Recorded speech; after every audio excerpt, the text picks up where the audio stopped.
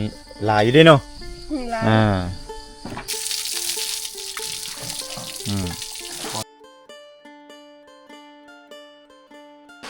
าให้กำลังใจพระเอกแล้วนี่พระเอกกำลังสู้ๆเด้อไอ้อุ๊บนี่สิแล้วเนาะยอดเลย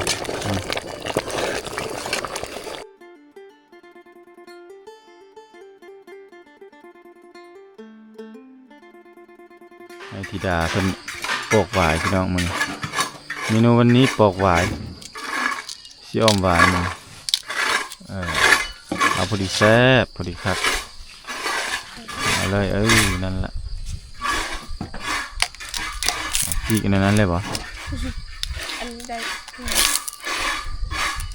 มึงได้ระวังเลยบาดมือเลย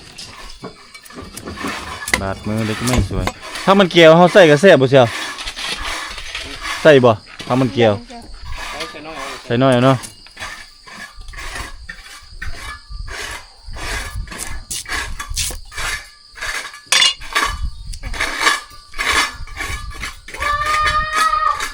โอ้เล่งรถค่าห้องน้ำเลยคนยุงน้ำไหลคนเอาเล่งอีก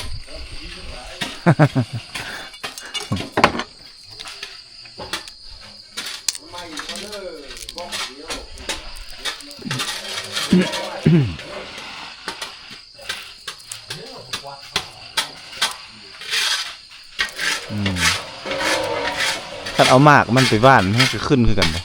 มากวายนี่หมูคือกันไม่เคยบ้านเนาะ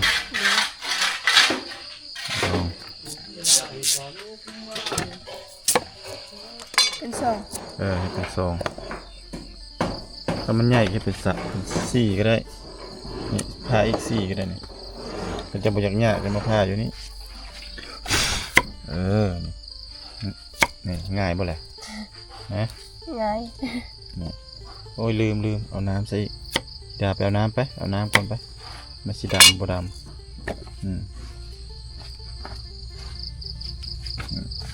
เมนูอมหวายแต่อาจสิบ่มีอีหยังใส่หลายเนื่องจากว่า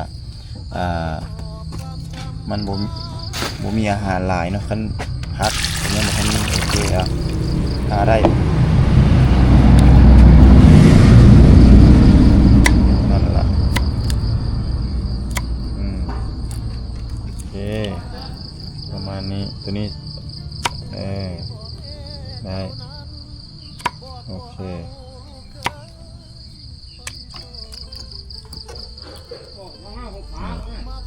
ประมาณนั้นละสอนไว้เวลาให้อยู่เฮ็ดกินจังสบายคันเป็นแหละแม่นบ่โดยเวลาแม่มาก็แม่สิเฮ็ดอ้อมหวายมากินเด้อมื้อนี้เด้อส่วนหลายนี่เขาเจ้านี่จะบ่มักยากเนาะจะเฮ็ดง่ายๆเมนูเนาะต้มแกงเฮ็ดเจียวแล้วก็แล้วแม่นบ่บ่มักเพราะว่าเฮ็ดอันนี้นานได้กินแม่นบ่อันนั้นคือความคิดของเขาเจ้าแบบนี้ก็บ่แล้วเวียกมีแต่เฮ็ดอาหารแล้วบ่แล้วเวียกแม่นบ่ความคิดของเขาเจ้าแบบนั้นอันนั้นแหละถ้าเจ้าจึงบ่สบายตลอดนะเป็นไข้เป็นหนาวเป็นนั่นเป็นนี่ตลอดเขาเว้าเรื่องภูมิต้านทานคันเฮากินอาหารนะกินอาหารก็เว้าเรื่องภูมิต้านทานเด้คันอาหารดีอาหารแซ่บนี่ก็เฮ็ดให้สุขภาพเฮาก็แข็งแรงเนาะเข้มแข็งแข็งแรงเด้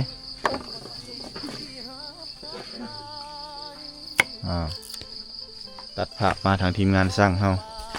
เป็นกำลังอนามัยปัดกวดโอ้แล้วก็สิเอาน้ำเข้าซีดบ่นี่น้ำซีดบ่มไว้พี่น้อง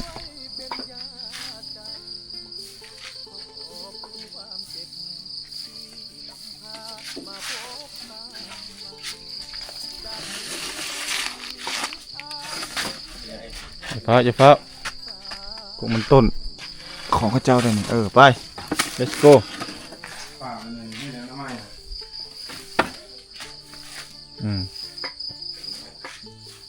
เปียกด้วยนะหมอนั่นเป็นไดน้ำได้ไหนได้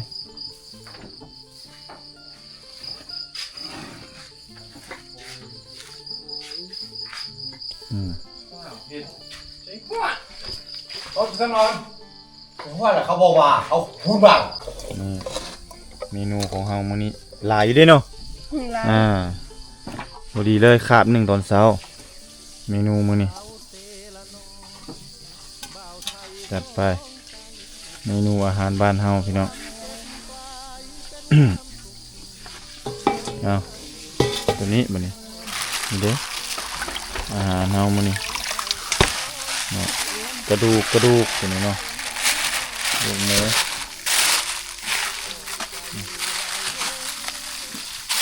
ของน้ำมันทิ่มแล้วก็เอากระดูกนี้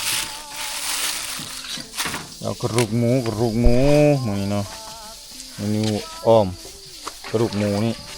ใส่กับอันนี้ของแท้เลยแล้วนี่เอาโอ้พอดีเลยเอาตำเอาใบมันเกี่ยวเอาตำตัวนั้นเฮ็ดเป็นน้ำยานาง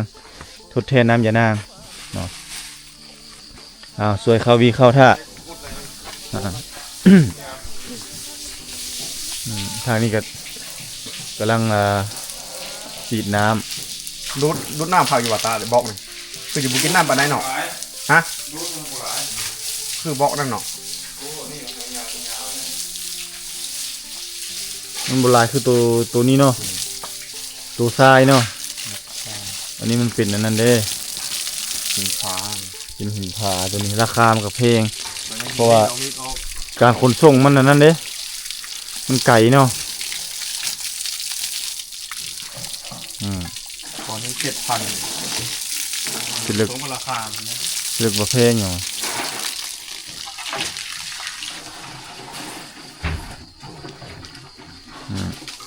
หลักการพี่น้อง อ้าวย้ายสายไฟเข้าไปนี่อีกเซี่ยว ชัวปีมา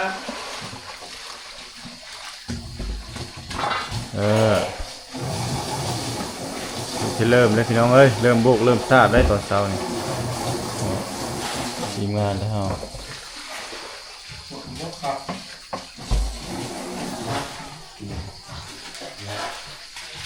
เข้าสู่วงการแล้วบัดนี้จัดไปช่างเชียงไปแล้วไปไว เดี๋ยวไวบ่ไว เมื่อไวไปทำงานโต นี่ทีมงานสั่งเฮาสั่งลุยเลยบัดนี้สั่งสั่งลุยเลยเป็นอันนั้นอีกเนาะบัดนี้เนาะสายร้อนแบบนี้ เป็นยัง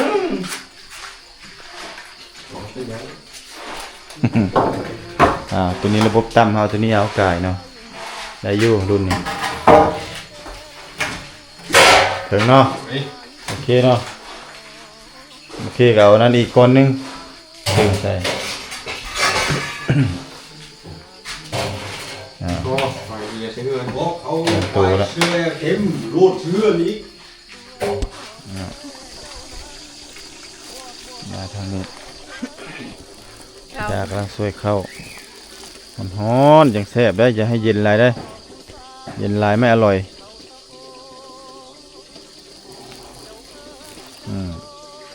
แมกกาดามเขาก็มีเป็นเหี่ยไปทางไหนแมกกาดาม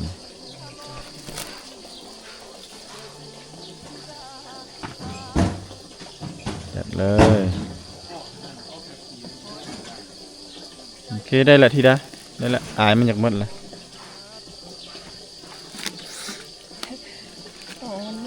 ฮะฮ้อนโอ้เจ้าฮ้อนเนาะมาค่ะเจ้าฮ้อนมาอ้ายสิสวยนี่มาเจ้าจับจับกล้องให้อ้ายนี่ยับเอาไกลๆสำหรับเพิ่นฮ้อนเนาะอย่าบ่มาเข้าฮ้อนมาเข้าเย็นจ้ะฮ้อนนี่ฮ้อนอยู่แล้วแต่ว่าเฮาบ่อยากให้มันฮ้อนง่ายๆจ้ะนี่หน้าเอาเฮ็ดแบบนี้มันฮ้อนแบบนี้แป๊บเดียวลุกปุ๊บปั๊บเนี่ยต้องมีวิธีของมันได้ปึ๊บเนี่ยตัวนี้มันเต็มเนาะหมูเมิดเราก็ใส่ในหัวเลยละด่าเอ้ยสอนให้เพราะว่าแต่ยังน้อยก็อ้ายนี่แหละหนึ่งเข้าให้พ่อแม่กินเนี่ยแล้วโอเคคักบ่ ครับ เนาะ ไวแฮง ไวบ่ไผสิเอามือตลอดฮ้อนเลยเอาเป่านั่นแหละเฮ็ดนั่นเนาะต้องสอนทุกอย่างพี่น้องบางทีสิ่งเล็กๆน้อยๆที่เฮามองข้ามว่าน้องเพิ่นเฮ็ดเป็นน้องเพิ่นเฮ็ดได้แต่อาจจะบ่มีวิธีความหมายคือใช้วิธีที่ว่า มันผิดมาตลอดเนาะเฮาใส่แต่มือนี่โอ้บางเทื่อมันก็โพงมันก็ฮ้อนเลยเนาะเฮาก็ต้องเอาเป่าเนาะบ่อนที่ว่ามันบ่ฮ้อนนั่นแหละตื่มทานอีนางเอาทานมาไอ้เขี้ยดอกนี่เพียงโอ้ตายโอ้อันนี้คือเพิ่มเป็นนัวเปล่าเด้เพียงไม่มันโบ โอเคเกี่ยวเองเกี่ยวขี้ดินออกเอาใส่เ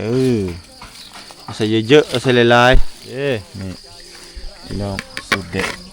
ในเมนูนี้อย่าให้มันเหลือข้าวทุกเม็ดมีคุณค่าโอเคเอาเก็ดใส่จื้อเด้อขั้นตอนแรกไอเฮ็ดพาเห็นอย่างก่อน1สิ่งที่ขาดบ่ได้ในการอ้อมนี่ก็คือข้าวเบื่อนี่เจ้าอย่าลืมเด็ดขาดถ้าลืมข้าวเบื่อถือว่าแล้วบ่แซ่บเนาะแล้วก็2คือหมกเพชรนี่เวลาเฮาตำเนาะหรือว่าเฮาสิตำมันนะก่อนก็ได้เนาะตำข้าวเบื่อให้แหละแล้วจะหมกเพชรลงก็ได้แต่สูตรได้นี่ตำให้เป็นได้แหละเนาะคันเฮาตำเป็นนี่บ่ถึกฟงถึกตาคันเฮาตำบ่เป็นนี่ตำพร้อมกันนี่ฟงถึกตาเลยเนาะใส่ลงไปเดี๋ยวโลดมันมากดิบก็เอาโลดใส่โลดโอเคเอามาโลดนี่เอาหมดก้านเลยก็ได้บ่มีปัญหาดอกเพราะว่าอันนั้นมันก็อยู่น้ำก้านนี่แหละวิตามินมันนี่ลงไปเอาตามพ่อมานี่โดดทำเลยนี่ก็คือสูตรแทนใบย่านางเนาะก็คือเราจะเอาใบนี้อันนี้คือเป็นใบมันเกลียวพี่น้องมันเกลียวแซ่บๆรสนี่เสร็จสู้กินเฮ็ดสู้ทีมงานได้กินกันนี่เรามาต้มก่อนเนาะเราต้องต้มให้มันเอาน้ำขมน้ำนอกก่อนหรือว่าสารพิษไป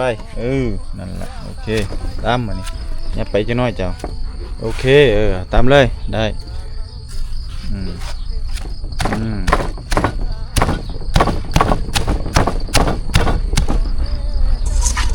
ไปเลย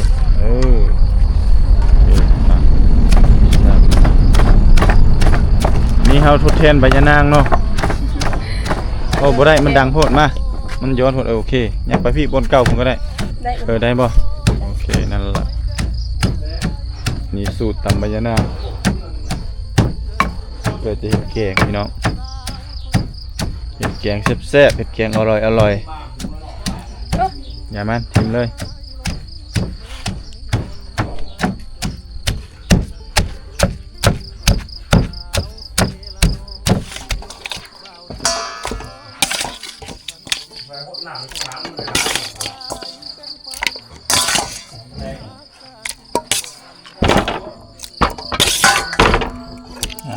นี่ไปล้าง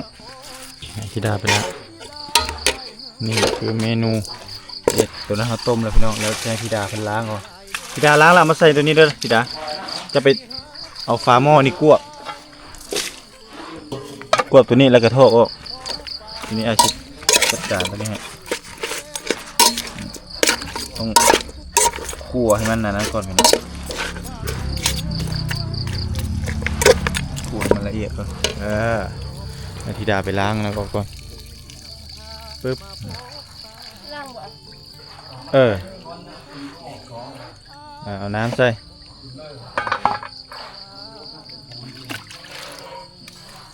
ล้างน้ำหนึ่งก็ได้ละพ่อ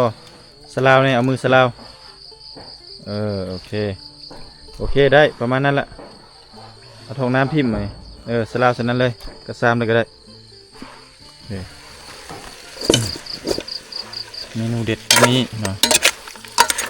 ให้ทีมงานสั่งกินอีกแล้วนะของปลาดุกหมู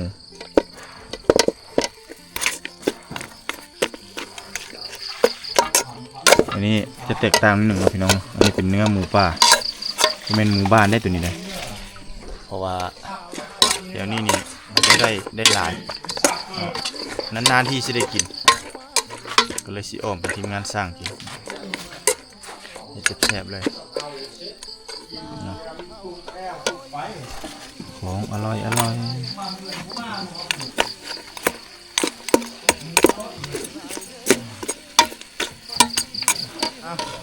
เฮ็ดกินไปนำเบิ่งภารกิจไปนำพี่น้องนี่โอ้เร็วพี่น้องรวดเร็วทันใจว่องไวบริการทีมงานสั่งเขาเนาะห้องน้ำกับ3คนพี่น้อง3คนเป็นคนโบกเนาะแล้วก็มีพ่อเฒ่าเป็นแบ็คกราวด์ก็คือย่อคู่ผูน แบ็คกราวด์ทั้งเบื้องหลังของทีมงานสร้างนี่เนาะแล้วก็อีกผู้หนึงผู้น้องชายผู้เนาะนั่งลิ้นลำเลียงบ่ธรรมดาเนาะท่านนั้นสั่งการมาท่านนี้ก็ต้องฟ้าวเฮ็ดได้เนาะไว้แล้วท่านเนาะผู้นั่งอยู่ตั้งบ่ธรรมดาตั้งแคมปิ้งบ่ได้ทำไมเพิ่นนั่งก็ได้นั่งคนปูนนะเนาะ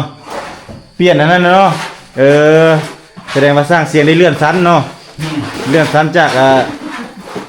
ชั้นหยังว่าเขาเอิ้นชั้นกลางเนาะเป็นชั้นสูงเป็นชั้นสูงนิดนึงวันนี้เนาะให้กำลังใจพระเอกแล้วนี่พระเอกกำลังสู้ๆเด้อไอ้อุ๊บนี่สิแล้วเนาะMV นี่แหละพี่น้องเร่งมือเลยทีมงานสร้างเฮาลุยเต็มที่3คนถือว่าไวเติบเนาะจนได้เพิ่นก็คัดเพิ่นก็ยังข้างในเต็กเลยสร้างเสียงเมาผู้เดียวเลยไปนี่แหละอัปเดตบ้านไปนำห้องน้ำห้องน้ำเนาะ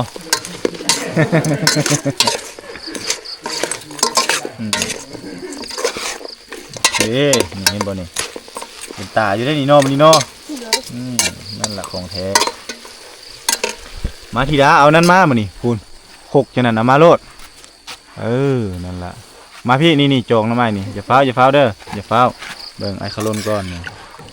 ต้องมีจังหวะมันเด้มาค่อยทอกเด้อค่อยทอกลงเอาลงนี่เยอะโอเคได้นี่แหละสูตรเด็ดของบ่าวตุกเนาะอันนี้เฮาบ่มียานางเอาใบมันเกี่ยวตำใส่กับข้าวเบื่อเนาะเอาตำข้าวเบื่อเลขตำมะพริกเลขแล้วเอาอันนี้ใส่เรียบร้อยเอาน้ำมาใส่มานี่เอาตัวนั้นแหละมีบ่ไปหาตัวตัวนี้ก็ได้มาบ่สะอาดเอาตัวพี่น้ำกินหมดแล้วพี่น้องยังตุกเดียวเอามามันนั่นแหละไข่เลยไข่ได้บ่ไข่แล้วทอกใส่กระซามเด้อเพราะว่าเฮาทอกใส่โจกก็ได้ เมนูเด็ดๆพี่น้องมีแล้วมื้อนี้เนาะจักเป็นตะแซ่บหรือบ่นี่บ่ฮู้คือกันไข่ได้บ่ได้ไอ้ไข่ให้มาได้เนาะเก่งอยู่ซั่นน่ะโทษพี่เลยก็ได้แต่ทำบ่ต้งคักมาเลยเด้อมันสิถึกหม้อนี่ดินขี้ดินนี่แหละอีหม้อนั่น ลงพอโอเคในเรื่องตรงมีกำหนดมันได้นะตัวสั้นมันสิเป็นแกงเพราะว่าอันตัวนี้ห้องอ้อมนี่ติดหม้อเลยพี่น้องน้ำกินหมดแล้วทีมงานสร้างเล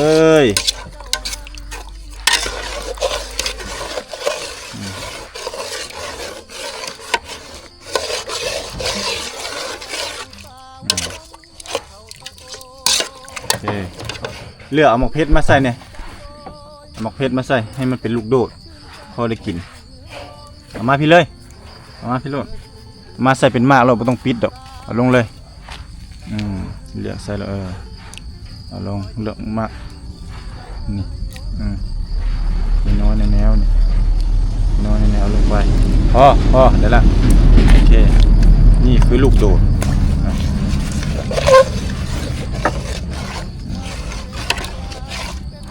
นี่นะพี่น้องฮะลูกโดดกระเพาะเอานี่ลงมาถกลงเลยเอาลงเลยเดี๋ยวไอ้สิเป็นคนกวดบ่อน้ำมันได้น้ำมันบ่อ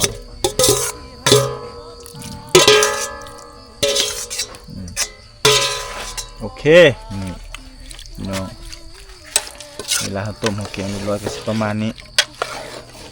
เนาะอันนี้เขาเรียกว่าออมบะฟ้าล้างนี่เอาปลาทอดไข่นี่เอาปลาโอ้โหแม่นพี่เมนูต่อไปท อดปลาพร้อมเด้เนาะปลานี่ถุงยางเราไปทิ่มเด้อนี่ล้างปลาให้สะอาดให้ได้อันนี้เขาสิทอดเอาปลามันน้อยเนาะทอดแซ่บๆโลดผสมผสานกับตัวนี้นี่มาเมนูเด็ดเผ็ดสะขาดโอ้พี่น้องยอดเลยได้แล้วไอ้คนละลนบกลองมาดูทีนะเดี๋ยวครับเอานิ้วจักตักเอาจองนะตักจังสันละ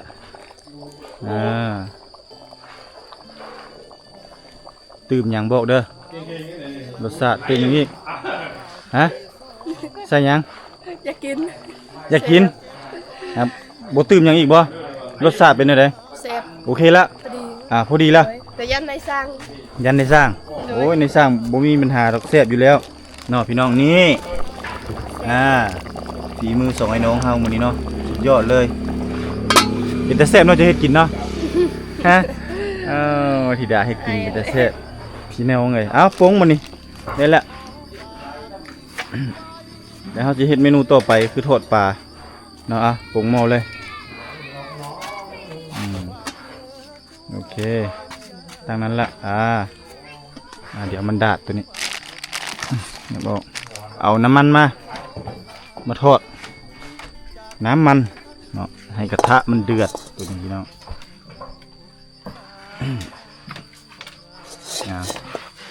ตัวนี้เราต้องเห็นให้มันแห้งก่อน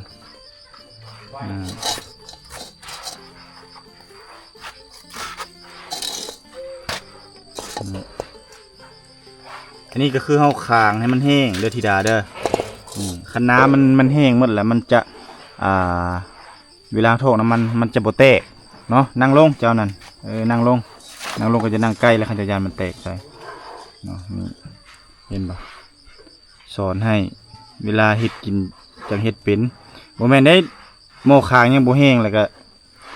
ทอดน้ำมันลงใส่หล่นมันแตกตรบๆแล้วนี่เอาลงมานี่น้ำมันลงโลดมันบ่แตกดอกอันนี้ฮะยานมันแตกใส่พี่น้องลงเลยลงอีกพอหยุดก่อนโอเคประมาณนี้อาจิทอดอยู่2เทื่อ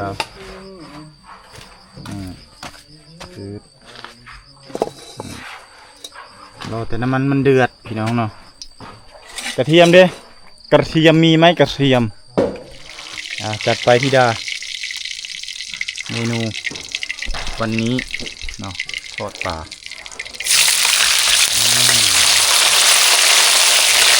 เดี๋ยวเขาเล่นในนั้นให้ใจปลาโน่นี่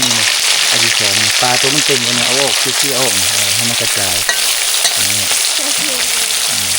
ประมาณนี้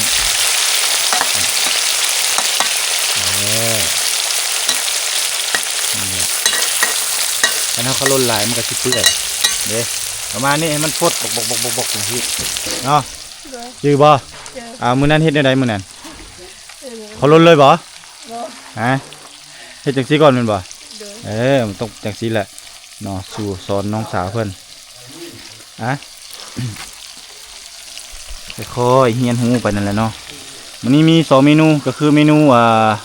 นั่งลงบ่เห็นเจ้านี่มี2เมนูพี่น้องเนาะก็คือเมนูตัวนี้เนาะแล้วก็เมนูตัวนั้นก็คืออ้อมเมนูตัวนี้คือทอดปลาเนาะมีเจียวของเพชรเนาะบริเฮ็ดเจียวของเพชรมาเพชรมาจ้างสร้างเสียงแล้วหรือว่าสร้างเสียงยังบ่โอ้คิดว่าแล้วเลยเก่งขนาดนั้นนี่เนาะอยากเข้าแล้วโอ้เดาแป๊บนึงได้กินอยู่แล้วยังบ่ในสร้างหิวข้าวอดเดาจากน้อยนอนยังโลท่าทอดปลาอยากกินข้าวเสะโอ้ไวลีพี่น้องทางด้านนี้ครับด้านข้างหน้าแล้วยอดสู้ทีมงานเฮาสีท่านี้ก็ยังบ่ทันได้ทาเลยพี่น้องนะทางด้านหลังผ้ามันสิเปื้อนตัวเฮาต้องได้สาบได้โบกตามหลังนี่ได้ห้องครัวนี่ครับ คาดว่าคาบเสานี้เพิ่นให้แล้วทางด้านในเพราะว่าเวลาที่เพิ่นสาบเรียบร้อยเพิ่นโบกขึ้นจังซี่เดี๋ยวเพิ่นก็จะรอให้มันเซ็ตตัวก็คือให้มันแห้ง หลังจากแห้งแล้วเราจะมาคัดแบบนี้เนาะไปตามสเต็ปไปตามขั้นตอนของทีมสร้างเขาได้แล้วก็นี่แหละตามสเต็ปเฮาตัวนี้เนาะปลานี่ก็ได้ในน้องธิดาเพิ่นเราเนียงนะเอาตัวนี้ท่าแล้วโอ้ยฮอนเตะที่มือพี่น้องเอ้ยโอ้พอดีแล้วนี่พอดีแล้วกรอบๆเลยมาธิดาใส่ถ้วยจานมาเลยจานมาเลยมันเตะเสร็จแล้วกินนี่ฟุ้งเสร็จเลยจึ๊บมาตั้งดีๆเที่ยงๆอย่างเงี้ยมานี่มาเอาสินี่เอาตั้งลงนี่ชื่อเด้อเธอหน้าเด้อท่านยังให้มันนะมาตัวนี้บ่ได้ตัวนี้มันฮ้อนนี่ลีนี่ฮ้อนบ่จวดเลยแหละนี่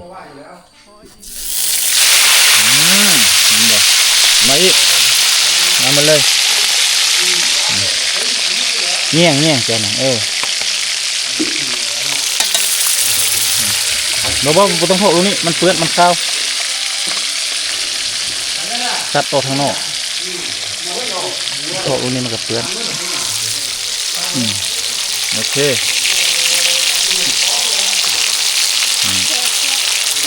ลองชิมดู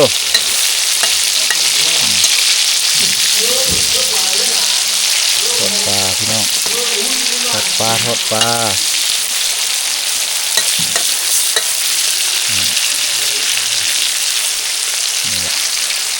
เอาแบบโทษแบบประหยัดน้ำมันพี่น้องน้ำมันน้อยๆลองพริกมาดูไม่ยังเลยก็ตกใจเลย ยังไม่เห็นยังตกใจก็เลยมันยิงเฮา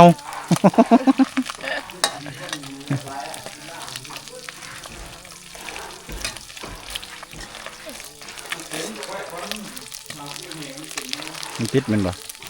ตั้งเที่ยงหม้อกระทะนะตั้งเที่ยงนั่นน้ำมันมันอันนั้นสิประมาณนี้แหละเขี่ยตัวท่าขาวๆนะลงตัวนั้นมันขาว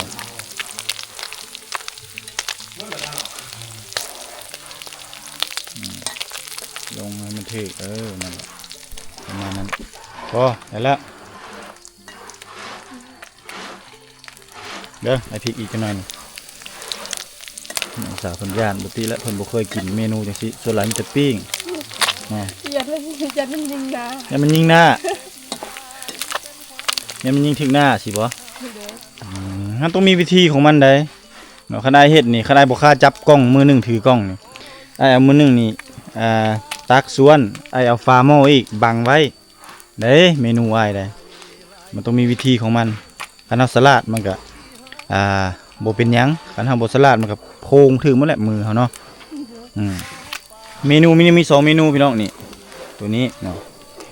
ทอดปลาตัวนี้แล้วก็นี้ของแท้ตัวนี้เนาะได้ 100% แซ่บๆโลดมันจานแซ่บๆโลดเดี๋ยวได้กินพี่น้องรอท่าแป๊บหนึ่งเนาะทางทีมงานสั่งเฮาหิวเขาแล้วเพิ่นว่าเนาะจักโมงเนาะตอนนี้ฮอดบ่7 โมงประมาณ7-8 โมงเนาะบ่ฮอดดอก8 โมงประมาณ7 โมงพี่น้อง6 โมงครึ่งสมบูรณ์จักมื้อเช้านี่ตื่น5 โมงเนาะมื้อเช้านี่แหละ5 โมงเช้าโอเคเลยนี่โอ้ยเดี๋ยวจวดเดี๋ยวแม่เว้ยมีจวดเดี๋ยวอีกบ่ได้แล้วโป้งได้ละโอเคลงเลยไปเฮ็ดได้บ่อย่าให้มีน้ำมันเด้อนั่นแหละเดี๋ยวอาชิซอนบ่เฮ็ดจังซั่นนี่เอานี่มาต้งโลดนี่โอเคตึ๊บอันนี้ง่ายบ่ง่ายแน่ตัวนี้กระโปรงนี่เอาไว้นี่ก็ได้จะให้มันลวกได้ตัวนี้จีโอ้ยนี่เมนูจีหมกเผ็ดตัวนี้เอาเลยหมกใส่ขี้เถ้าก็จังแซ่บแซ่บไปเลยเมนูวันนี้แล้วหรอบ่สร้างให้มาแข่งตูเนาะพี่น้องโอ้เข้าบ่ได้ห้องทางในเปื้อนแห้งเนาะ ให้มันแข็งก่อนเป็นโบกมันเลยเฮ็ดมันเลยนี่ตัวนี้เพิ่นก็สิเทคานทับเรียบร้อยตัวนี้สะดวกสบายสร้างมันเฮ็ดทางในสร้างเสียงโน่เขาท่านำนี่เนาะเอาเฮ็ดจังซี่แล้วก็งามเลยนี่เนาะสร้างคนโบกทางด้านในใกล้แล้วธิดาเอ้ยใกล้สิเป็นจริงแล้วความฝันเจ้าใกล้เข้ามาทุกมือเลยใกล้จะได้ กลับบ้านแล้ว ไอ้สร้างมันก็ใกล้จะได้กลับบ้านแล้วเพิ่นว่า อีก4 มื้อ อีก3-4 มื้อได้เมื่อบ้าน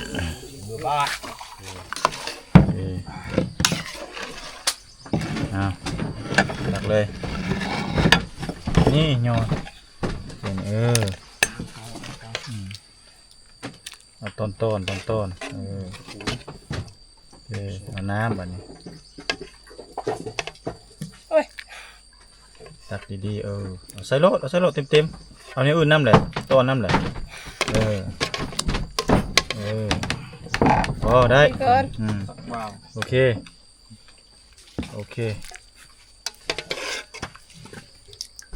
เอาใส่เลยเยอะลูกระเบิดใส่น้ำโอเคนั่นแหละเอาไปเจ้านี่อาหารบ้านเฮาเอาก่อน อัดไปเด้อตัวนั้นกลัวไปได้ไว้นี่แหละแล้วเข้ามาใกล้ๆจนในตีนเตะความปลุมมาเข้ามานี่อาหารอร่อยแซ่บๆใส่บ่เท่าได้อยู่ใส่มาเอานั้นมาบวงโอ้จานหงเนาะเอามาอีกทีดะจานหงมาไปมันเปื้อนโผดเปล่ากินสะอาดอยู่สะอาดเอาลงมือเฮ็ดสร้างผู้ยากเข้านั่นลองมาดูฝีมือนางเอกนั่น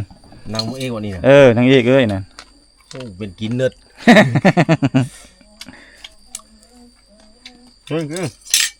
เนาะ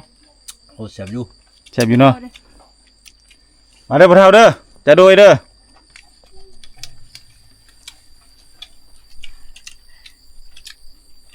ยิ้มยังบัดนี้เนาะ กินแล้วแม่ยิ้มใส่กล้องเนาะยิ้มให้ กงก่อน FC ได้มา FC เด้อกินข้าวเด้อมีเนาะฝีมือน้องธิดานี่ มาเด้อ นี่อ้อมเนี่ยอันนี้เนาะอ้อมกระดูกหมูเนาะแล้วก็ทอดปลาเจียวหมกเพชรครบสุดมื้อนี้เนาะใส่เนาะบ่เฒ่านี่เนาะผู้อยากเข้าหิวข้าวนี่